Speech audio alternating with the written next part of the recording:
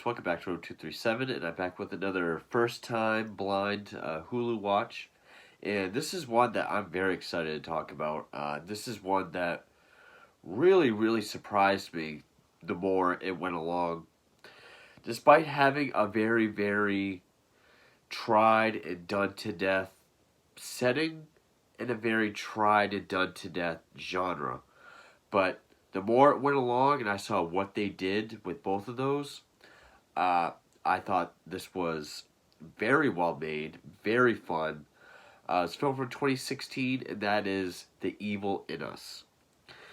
Now, one thing that was kind of a turnoff is it does have some social commentary.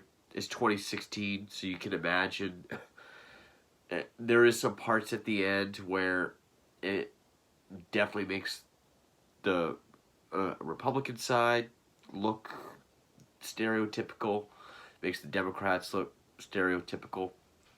But I'll get into that. Now, this takes place in a remote cabin on an island. I actually wanted to review this after I did the resort, because it was going to be a bad movie about a group of friends going to an island, and a good movie set during 4th of July. And there are 6 friends. They do some coke that's laced with some biologically engineered virus that turns them into rage-filled cannibals. It's marketed as cannibals. They're called cannibals in the movie, but they're acting like zombies. It's a zombie movie. Now, this was directed by Jason William Lee, I believe his name was. Tablet's always slower than hell. Or Jason David Lee. Okay, this thing does it. Jason William Lee. And this music was done by Sam Levin. I did want to point that out because I loved the music. I also loved the soundtrack. It took me a while to find it, but I also loved the opening credits. It's probably one of my favorite opening credit sequences ever, and it's probably the best I've seen in quite a while. It's put to this song, Big Beast Eats a Little Beast. Silly sounding, but I love the song. It is put to slow motion, women falling in pools of blood, in slow motion or up close of mouths, like smiling with blood coming out or spitting out blood. With the song, it looks awesome. Now, and then the music throughout the film is good, especially one of the final sequences. The way that's directed and with the score, it's awesome. Now, it does jump around a bit because it opens up with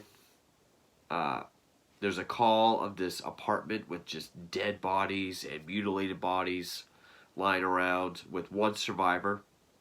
She goes to the hospital, and this other guy, this other subplot where there's this old guy sort of who has these people in these glass containment cells, and he's watching the effects of this drug. I guess he's the manufacturer. So we go back and forth throughout the film to that old guy, the manufacturer, and this detective talking to the girl in the hospital and trying to figure out how she got that way. You know, was it a drug? Who'd you get the drugs from? Now, how do we find him? And the guy she got the drugs from is this guy, John Wheeler, who's played by, was it Ian Collins? Yeah. He's one of our 6 friends. Now, of the cast, we have Debs Howard. I'm going to have to click on this name because it's too long to give you the full name. Danny Zappa. I really hate this tablet. Zapparosen, who was driving me nuts because he looked familiar, but every time I tried to place him, I did look up what he was in. The only thing I've seen was The Roommates, but I guess I'm thinking of Aaron Paul. He kind of looks like Aaron Paul. Baytash Faz Lally, Ian Collins, Marina Pasqua, and Kylie Bush. Those are our 6 friends. Debs Howard plays Brie Armstrong. Zappa Rosen plays Steve Ridley. They're this couple, and then everyone else is friends with Steve. She's kind of meeting them for the first time, more or less. But they rent this cabin that's out on an island, and John Wheeler, who we get has a past with crime and drugs. He's already hooked on this drug, and he kind of reminded me of Frankie G from Saw 2.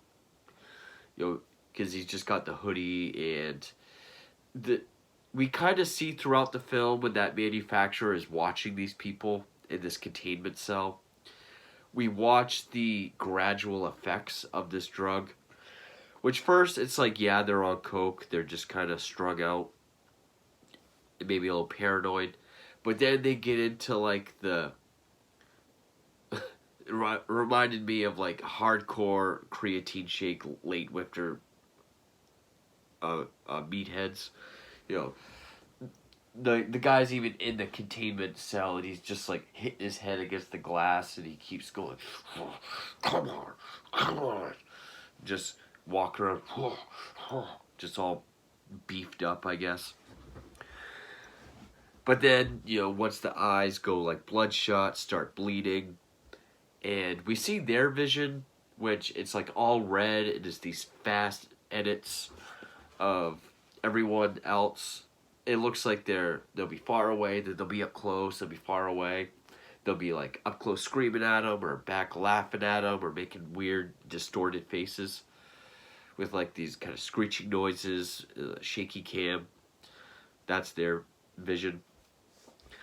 And one thing I thought that was interesting about how they took this zombie genre, and I will say it's one of the... Zombies were done to death, especially in the late 2000s, beginning of the 2010s. Zombies were just done to hell. But since then, I would probably say Train to Busan is still the best zombie movie, probably at least since 2010. I would say The Cured is probably the most original. I really like The Cured. That's an IFC film. This is somewhere in between. This one was definitely entertaining and fun. And there's a concept I really liked and thought was really interesting in this film that The Cured would eventually make a whole movie out of that came out later. And that's... Well, it's not really a twist towards the very end, because he's talking to the detective is talking to this girl throughout, and the detective kind of looks like Chris Stuckman, the YouTube reviewer. But okay, and once they turn into zombies, they are like the running, roaring, screaming.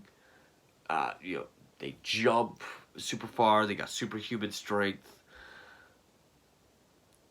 There's no humanity in them whatsoever. They don't even recognize people around them. But these zombies will fight each other. They will fight and eat each other, which I thought was interesting.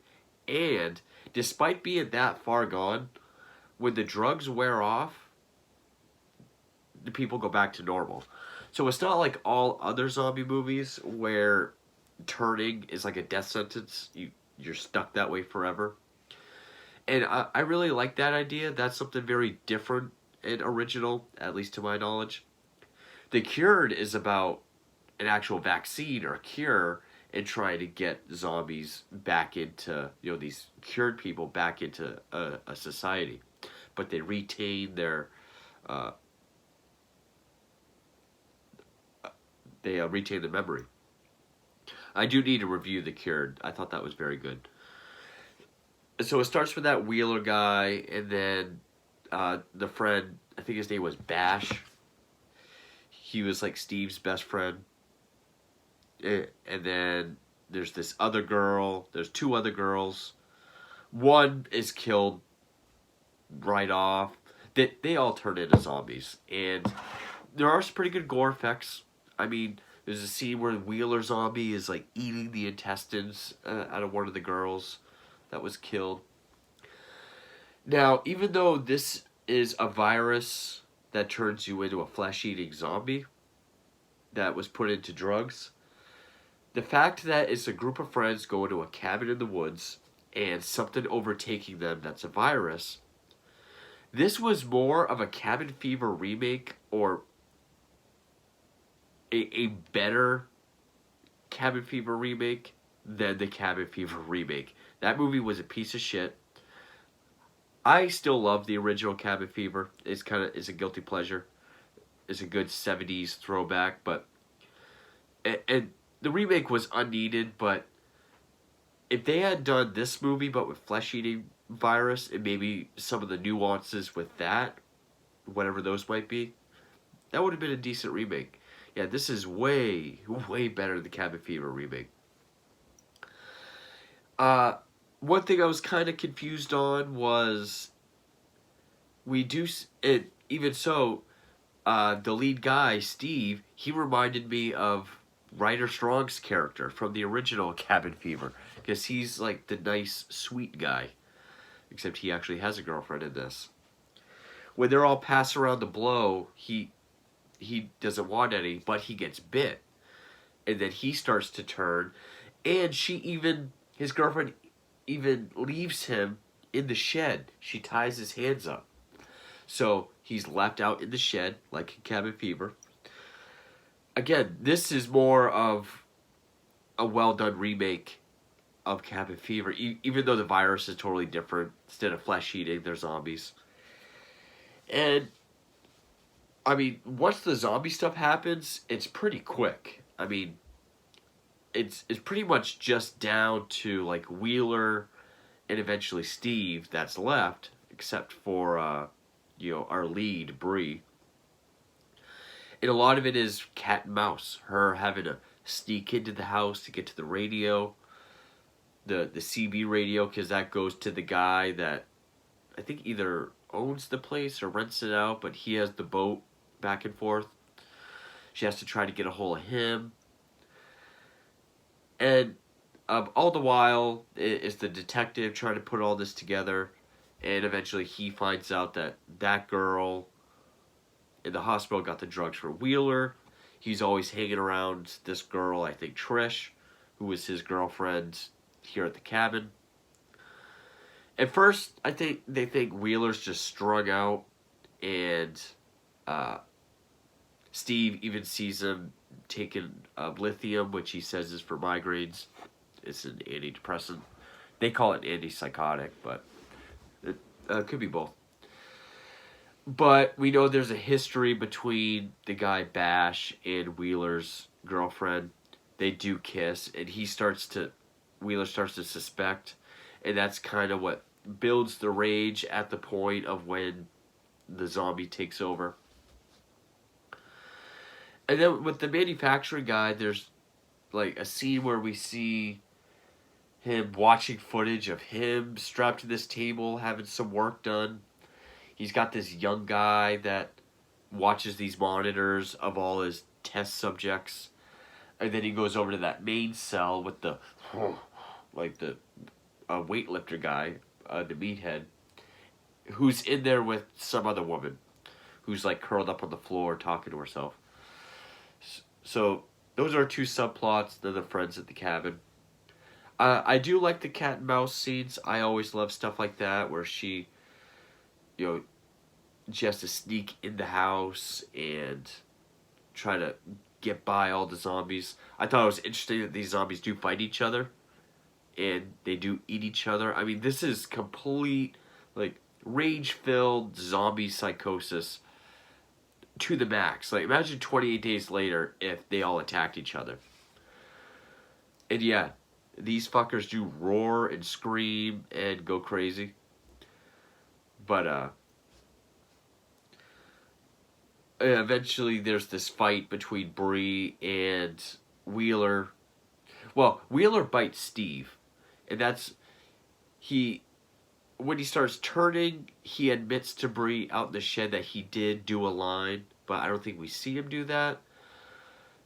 So I'm not quite sure if the bite will transfer it, because eventually we do see other people get bitten, but they just die. But Steve does admit to sneaking a line, and then she ties him up in the shed. But Bree gets in a fight with Wheeler, kicks him into the fire. There's CGI flames, and that's really, I think, the only CGI, at least that I noticed. The rest is all the gore effects and blood, practical. I thought it looked awesome. She eventually has to fight Steve, which earlier they were talking about getting married. She's very much in love with him. She meets up with, she does get a hold of the guy with the boat, and eventually, Steve attacks her. She has to shoot him with his gun. Then Wheeler, all burnt and charred and looking like Freddy, attacks, but she's able to stab him. And then I don't know if he took a chunk out of her or her face is messed up. But the next scene I loved. I love how it's directed, and the music. It's the next day. Wheeler wakes up. He notices the boat guy is dead. Bree seems dead. He's back to normal, but he's completely burnt. He sees the police boat coming. And it starts going in slow motion, and the music just builds up. He goes to shoot himself, but it's out of bullets. So he just looks, and then he just holds it up to the police. They open fire and shoot him. And then we believe Bree is dead, but then we see her kind of come back to life. And, then we get news footage I can't remember. I think first we see the manufacturer and his wife. How was it? Either way, there's news footage, and she's able to say, when she's rescued, there's a virus in this cocaine. It's in the cocaine. So that hits the world. And then we see the manufacturers with his wife, and they decide to go into the cleansing, where they gas all their test subjects. Of which, the main one that we were watching, he's holding the woman, is like, what have you done? What have you made me do to her? And before the twist, which I'm going to say spoilers here, but I do recommend this, especially if you like zombie movies. This one, again, takes the overdone genre of zombies and the overdone setting of the cabin in the woods. It does do some interesting things with it. The way they watch on the monitors, everyone getting gassed, and his wife, I think we're supposed to believe they're just twisted people. Because she's like, is there a way we could hear them? So they turn on the audio, and as these people are dying, screaming, she's just... And it shows them holding hands. Then we get more news footage about the war on drugs and everything. And the twist, again, spoilers, the senator of Texas, the Republican senator of Texas, is the manufacturer. And yeah, he talks about how I will do more to get our country off drugs than those Democrats did.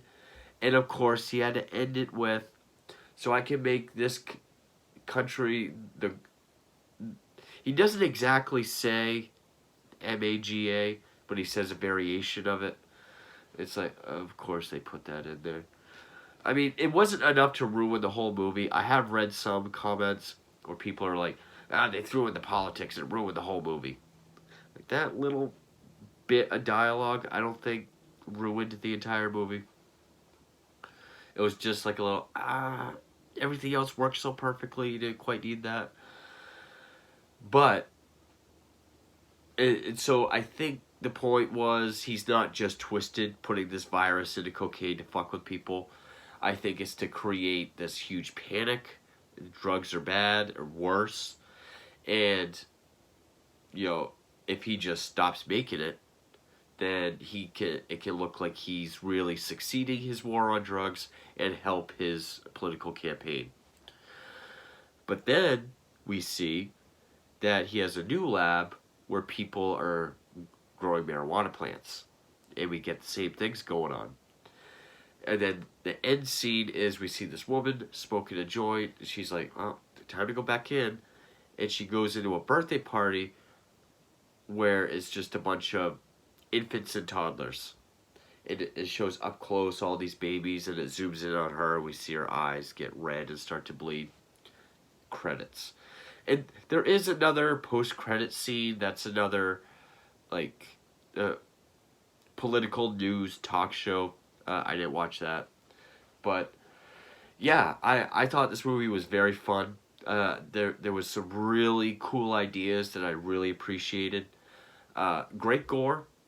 Uh, it, it did have the gore. It did have some good violence.